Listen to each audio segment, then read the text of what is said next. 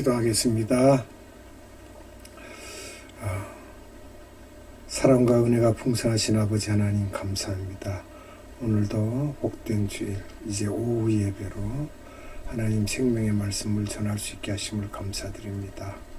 말씀을 선포하는 자나 받는 자 모두 성령님 함께 하시고 은혜가 충만하게 하시며 성령의 기름 부으심으로 각 사람 심령이 하나님께로 다 주목할 수 있게 하시고 향할 수 있게 하셔서 마음을 다하여 생명의 말씀을 양식으로 삼을 수 있도록 은혜 베풀어 주시옵소서. 하나님 이 시간 말씀을 받는 모든 자에게 아버지 하나님의 한량없는 은혜를 내려주실 줄 믿사옵고 감사드리며 예수님의 이름으로 기도드리옵나이다. 아멘. 오후에는 오전에 이어서 로마서 6장 1절에서 5절에 이르는 말씀으로 은혜를 나누도록 하겠습니다. 로마서 6장 1절에서 5절까지 함께 봅니다. 그런즉 우리가 무슨 말을 하리요? 은혜를 더하게 하려고 죄에 거하겠느냐? 그럴 수 없느니라. 죄에 대하여 죽은 우리가 어찌 그 가운데도 살리요? 무릇 그리스도 예수와 합하여 세를 받은 우리는 그의 죽으심과 합하여 세를 받은 줄을 알지 못하느냐? 그러므로 우리가 그의 죽으심과 합하여 세를 받음으로 그와 함께 장사되었나니 이는 아버지의 영광으로 말미암아 그리스도를 죽은 자 가운데서 살리심과 같이 우리로 또한 새 생명 가운데서 행하게 하려 함이라. 만일 우리가 그의 죽으심과 같은 모양으로 연합한 자가 되었으면 또한 그의 부활과 같은 모양으로 연합한 자도 되리라. 아멘. 자, 6장의 그 내용에 강조한 바가 과연 무엇인가? 제목을 보니까 죄에서 떠나라 하였는데, 본장은 구원받은 성도들이 그리스도와 연합하여 성화의 삶을 살아야 할 것을 말씀하고 있습니다. 즉 성도들은 예수 그리스도를 믿음으로 말미암아 의롭다함을 얻었으며 영생을 얻게 되었지만, 그렇다고 해서 이 복된 삶을 탐욕과 방종의 기회로 삼아서는 안 될 것입니다. 왜냐하면 하나님께서 주시는 생명으로의 말씀으로 말미암아 우리가 살기 때문에 그렇습니다. 갈라디아서 5장 13절에 말씀하시기를 형제들아 너희가 자유를 위하여 부르심을 입었으나 그러나 그 자유로 육체의 기회로 삼지 말고 오직 사랑으로 서로 종노릇하라. 아멘.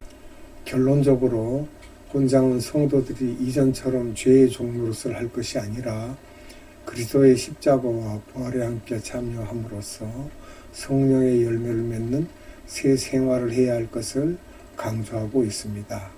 이 내용들이 어디에 기록되었나요? 갈라디아서 5장 16절로 26절에 이르는 말씀입니다. 함께 보도록 합니다. 내가 이르노니 너희는 성령을 따라 행하라. 그리하면 육체의 욕심을 이루지 아니하리라. 육체의 소욕은 성령을 거스르고 성령은 육체를 거스르나니 이 둘이 서로 대적하므로 너희가 원하는 것을 하지 못하게 하려 함이니라. 너희가 만일 성령의 인도하시는 바가 되면 율법 아래에 있지 아니하리라. 육체의 일은 분명하니 곧 음란과 더러운 것과 호색과 우상 숭배와 주술과 원수 맺는 것과 분쟁과 시기와 분쟁과 당짓는 것과 분열함과 이단과 투기와 술취함과 방탕함과 또 그와 같은 것들이라. 전에 너희에게 경계한 것 같이 경계하노니 이런 일을 하는 자들은 하나님의 나라를 유업으로 받지 못할 것이요 오직 성령의 열매는 사랑과 희락과 화평과 오래 참음과 자비와 양성과 충성과 온유와 절제니 이 같은 것을 금지할 법이 없느니라. 그리스도 예수의 사람들은 육체와 함께 그 정욕과 탐심을 십자가에 못 박았느니라. 만일 우리가 성령으로 살면 또한 성령으로 행할지니 헛된 영광을 구하여 서로 노엽게 하거나 서로 투기하지 말지니라. 아멘. 아주 자세하게 성령의 소욕대로 살 수 있도록 이렇게 말씀을 하셨습니다. 그러므로 하나님의 은혜로 죄사함을 얻고 새 생명을 소유한 우리들은 더 이상 죄와 세상의 영향 아래 살지 말고 하나님께서 계획하시고 뜻하시는 삶의 표준에 따라 살아가는 하늘나라의 시민으로서의 생을 추구해가야 될 것입니다. 갈라디아서 2장 20절에 기록된 내용입니다. 내가 그리스도와 함께 십자가에 못 박혔나니 그런즉 이제는 내가 사는 것이 아니요 오직 내 안에 그리스도께서 사시는 것이라. 이제 내가 육체 가운데 사는 것은 나를 사랑하사 나를 위하여 자기 자신을 버리신 하나님의 아들을 믿는 믿음 안에서 사는 것이라. 아멘.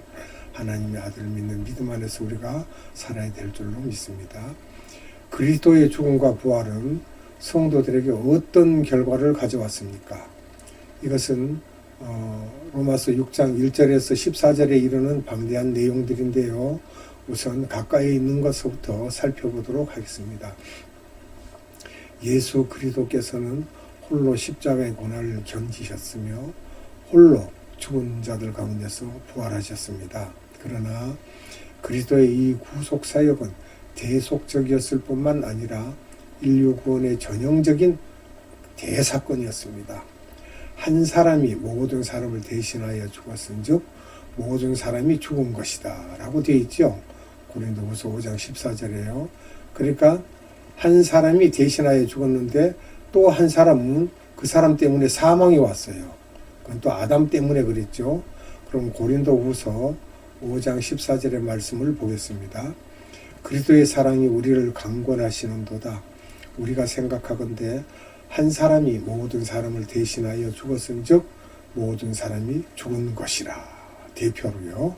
그러므로 성도들은 그리스도의 죽음과 부활을 통해 그리스도와 연합할 수 있게 되었습니다. 5절의 내용이 있죠. 그런데 이 연합이란 곧 예수 그리스도의 속죄의 피로 말미암아 죄인이던 인간이 그분을 믿음으로 의롭다함을 얻게 되는 것을 의미합니다. 로마서 5장 12절로 19절의 내용입니다. 한번 보겠습니다. 그러므로 한 사람으로 말미암아 죄가 세상에 들어오고 죄로 말미암아 사망이 들어왔나니 이와 같이 모든 사람이 죄를 지었으므로 사망이 모든 사람에게 이르렀느니라. 죄가 율법이 있기 전에도 세상에 있었으나 율법이 없었을 때에는 죄를 죄로 여기지 아니하였느니라. 그러나 아담으로부터 모세까지 아담의 범죄와 같은 죄를 짓지 아니한 자들까지도 사망이 왕노릇하였나니 아담은 오실자의 모형이라. 그러나 이 은사는 그 범죄와 같지 아니하니 곧 한 사람의 범죄를 인하여 많은 사람이 죽었은즉 더욱 하나님의 은혜와 또한 한 사람 예수 그리스도의 은혜로 말미암 선물은 많은 사람에게 넘쳤느니라. 또 이 선물은 범죄한 한 사람으로 말미암은 것과 같지 아니하니 심판은 한 사람으로 말미암아 정죄에 이르렀으나 은사는 많은 범죄로 말미암아 의롭다 하심에 이름이니라. 한 사람의 범죄로 말미암아 사망이 그 한 사람을 통하여 왕노릇하였은즉 더욱 은혜와 의의 선물을 넘치게 받는 자들은 한 분 예수 그리스도를 통하여 생명 안에서 왕노릇하리로다.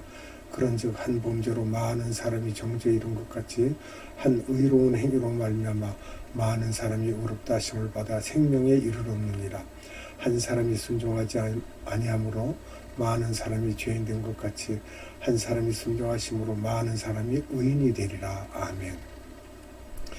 이와 같이 그리스도와 연합된 성도들은 우리의 죄를 위하여 죽으셨을 뿐 아니라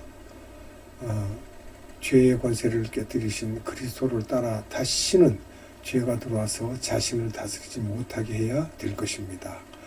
이 내용들은 6장 8절, 9절, 11절에서 13절을 보면 우리가 이것을 알 수가 있겠습니다.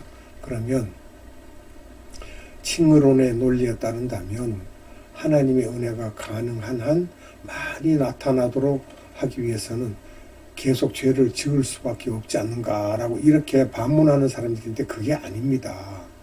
그렇게 생각하면 안 되죠. 은혜를 받기 위해서 죄를 자꾸 짓는다 그러면 그거는 오히려 잘못된 생각입니다. 죄를 지어서 그 죄를 대속 받았으면 그것을 은혜로 생각을 하고 다시는 죄와 가까이 하지 않고 죄에서 멀어져야죠.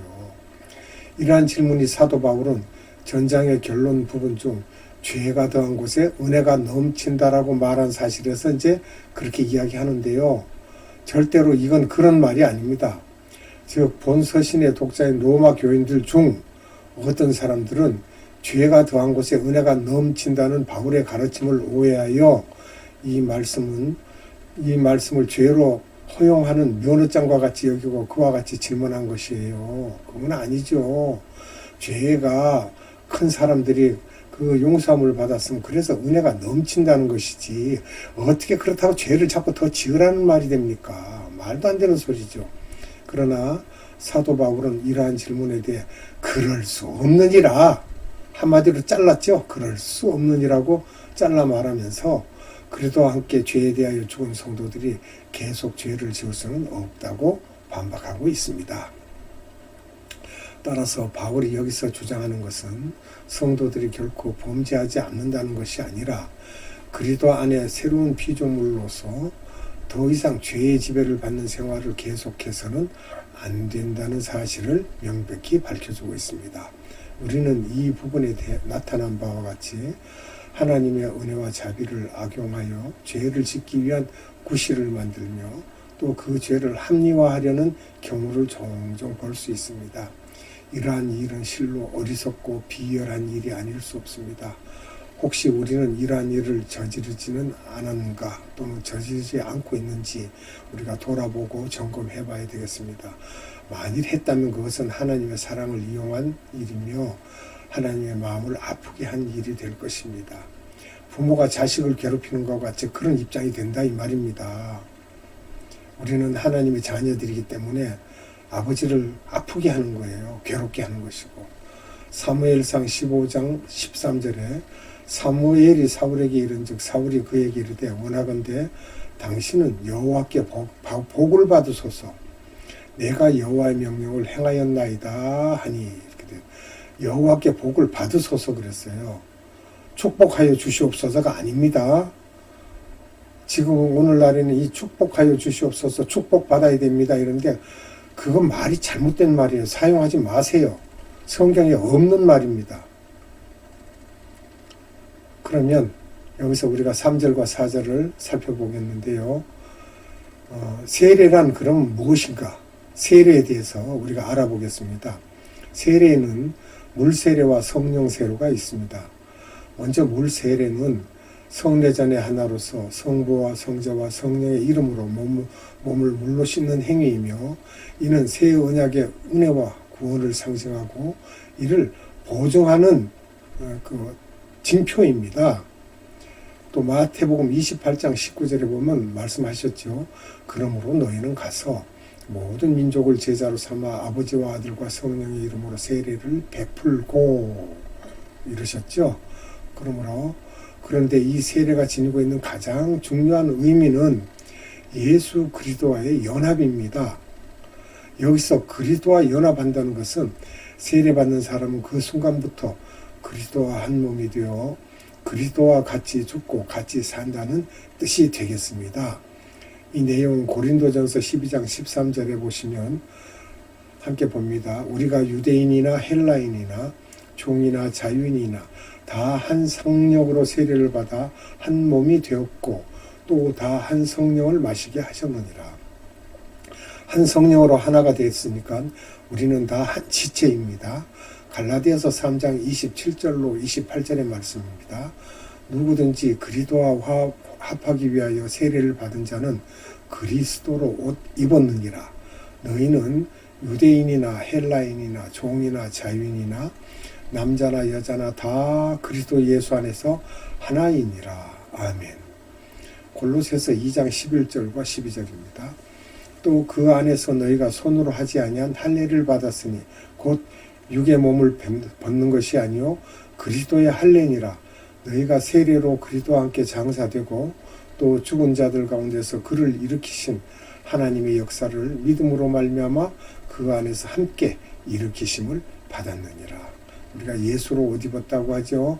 우리는 손으로 하는 할례가 아니라 마음의 할례를 말하는 것입니다. 고린도전서 10장 2절의 말씀입니다. 모세에게 속하여 다 구름과 바다에서 세례를 받고 출애굽 사건이죠. 홍해를 건널 때 물 가운데로 건너는데 마른 땅을 밟고 건넜다고 하였습니다. 그래서 모세에게 속하여 다 구름과 바다에서 세례를 받고 그럼 세상과 이별한 거나 마찬가지입니다. 죄악된 세상을 떠나서 세례를 받고 이제 새 생명을 얻었다 그 말입니다. 그 다음 성령 세례는 예수 그리스도를 믿고 회개하는 사람에게 하나님의 선물로 주어지는 성령의 채우심을 말하고 있습니다. 세례를 받음으로 인하여 성령님께서 우리에게 오시고 또 성령님도 우리에게 임하시는 것입니다. 사도행전 2장 3절의 말씀을 보면 마치 불의 혀처럼 갈라지는 것들이 그들에게 보여 각 사람 위에 하나씩 임하여 있더니 성령의 불세례를 받는 거, 그 장면을 말하고 있는 거죠. 이 세례는 오순절 이후 모든 믿는 자들에게 주어지는 것으로 약속되어 있습니다. 사도행전 1장 5절의 말씀입니다. 요한은 물로 세례를 베풀었으나 너희는 몇 날이 못되어 성령으로 세례를 받으리라 하셨느니라. 또 사도행전 2장 4절에요. 그들이 다 성령의 충만함을 받고 성령이 말하게 하심을 따라 다른 언어들로 말하기를 시작하니라.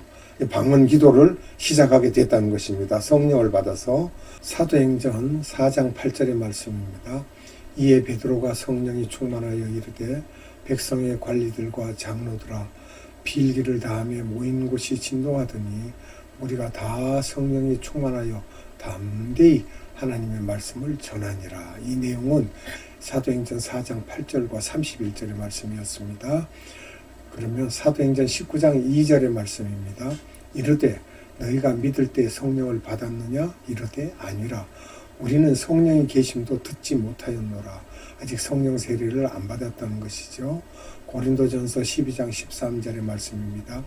우리가 유대인이나 헬라인이나 종이나 자유인이나 다 한 성령으로 세례를 받아 한 몸이 되었고 또 다 한 성령을 마시게 하셨느니라. 아멘.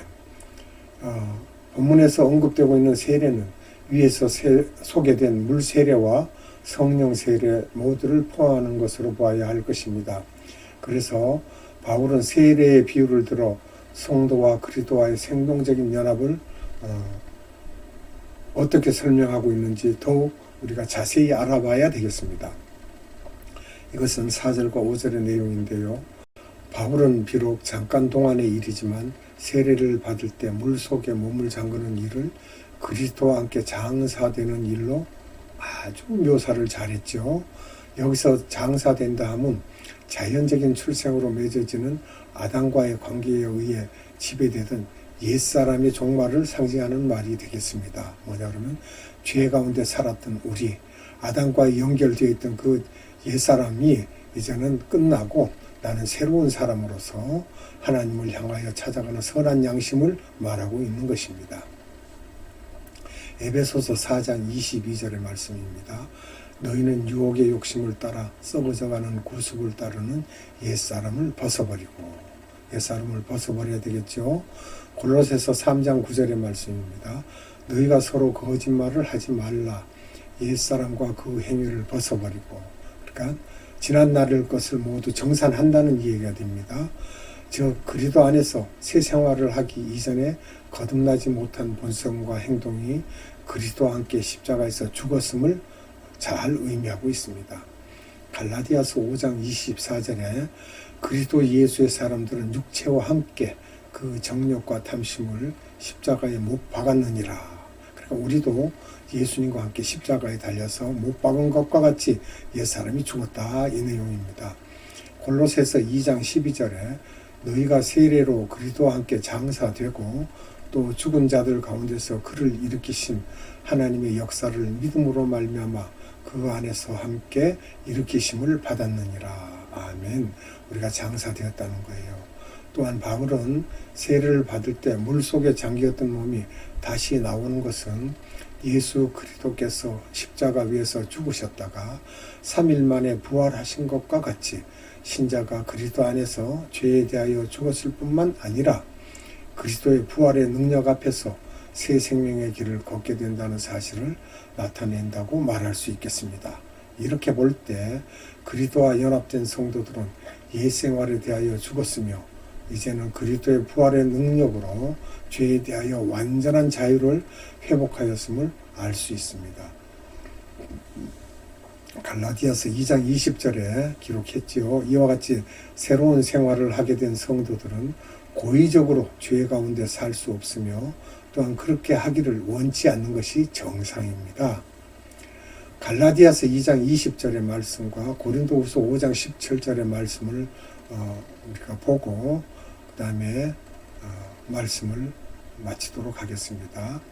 갈라디아서 2장 20절 내가 그리스도와 함께 십자가에 못 박혔나니 그런즉 이제는 내가 사는 것이 아니요 오직 내 안에 그리스도께서 사시는 것이라. 이제 내가 육체 가운데 사는 것은 나를 사랑하사 나를 위하여 자기 자신을 버리신 하나님의 아들을 믿는 믿음 안에서 사는 것이라. 고린도후서 5장 17절의 말씀입니다. 그런즉 누구든지 그리스도 안에 있으면 새로운 피조물이라. 이전 것은 지나갔으니 보라 새 것이 되었도다. 아멘. 우리는 옛 사람이 죽은 것입니다. 그리고 새 사람을 입은 그리스도의 백성들이 되었습니다. 그러니까 세상을 살면서 옛날 것을 돌이키지 말고 이스라엘 백성들이 출애굽하여서 자꾸 애굽을 생각하고 뒤돌아보고 그들이 우상을 섬겼을 때 광야에서 40년 동안 그 출애굽한 장정들 60만이 다 죽었습니다. 다 죽었어요. 이것을 보더라도 우리가 새로운 피조물이 되었으니까 이제는 앞으로 오직 예수 그리스도 안에서 하나님만 바라는 그런 신앙인이 되어야 되겠습니다. 감사합니다. 기도드리고 우리 주기도문으로 마치도록 하겠습니다. 사랑의 하나님 감사합니다. 우리가 예수 그리스도를 믿고 하나님을 아버지라 부를 수 있는 복을 얻었음에도 세상을 돌이켜보고 그 세상을 잊지 못하고 사는 현실입니다. 그러나 하나님 우리가 점차적으로 하나님을 바라보고 예수 그리스도의 십자가의 보혈을 의지하며 성령님께서 우리 안에서 역사하시는 대로 성령의 소욕대로 우리가 살아가며 예수 그리스도로 옷 입은 자로서 세상에 나아가 소금이 될 수 있는 자들이 되게 하시고 우리의 몸을 녹여 소금이 된 다음에 그들에게 부패한 것을 막고 맛을 낼 수 있고 많은 사람들에게 본이 되는 그러한 삶을 살게 하시며 또한 우리가 그 다음에야 빛이 되어서 말씀을 우리가 세상에 전할 때 많은 곳에서 빛을 보고 사람들이 밝음을 알 수 있고 찾아올 줄 믿습니다. 하나님 오늘도 생명의 말씀을 주신 아버지 하나님께 무한한 감사를 드리오며 우리 구주 예수 그리스도 이름으로 기도드리옵나이다. 아멘. 주기도문으로 마치겠습니다. 하늘에 계신 우리 아버지, 아버지의 이름을 거룩하게 하시며 아버지의 나라가 오게 하시며 아버지의 뜻이 하늘에서와 같이 땅에서도 이루어지게 하소서. 오늘 우리에게 일용할 양식을 주시고 우리가 우리에게 잘못한 사람을 용서하여 준 것 같이 우리 죄를 용서하여 주시고 우리를 시험에 빠지지 않게 하시고 악에서 구하소서. 나라와 권능과 영광이 영원히 아버지의 것입니다. 아멘.